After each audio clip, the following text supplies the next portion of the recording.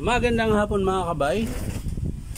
So meron naman ulit akong repair mga kabay. Estimate, ayan, 39152 liter E.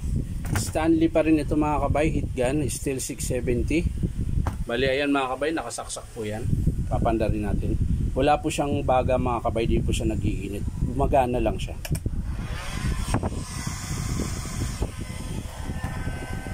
Ayan po, nakapull na po yan.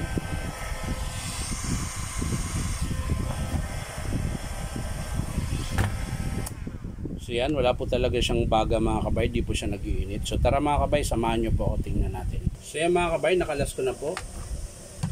Yun, dami alikabok. Yung daming alikabok.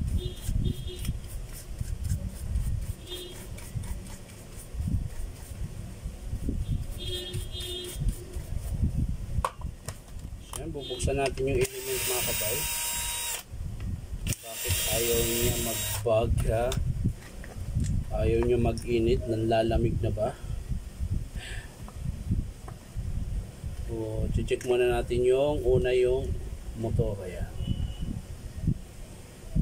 So, okay pa naman po yung motor niya. Although, maiksi na pa rin mga kabay. Maiksi na yung carbon. So, dito tayo sa kanyang element. Ayan. Buksan natin mga kabay kung bakit ayaw niya mag-init.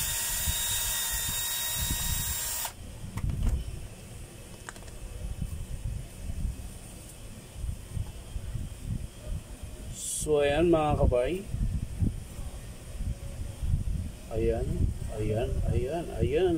May putol din po yung element. Ayan. Pero bakit ayaw niyo mag-init?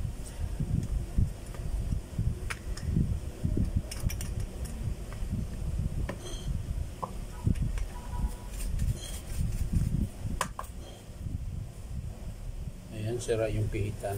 So sira po yung PCB board mga kabay. Ito po, yung pihitan niya po, balipud-pud na po siya.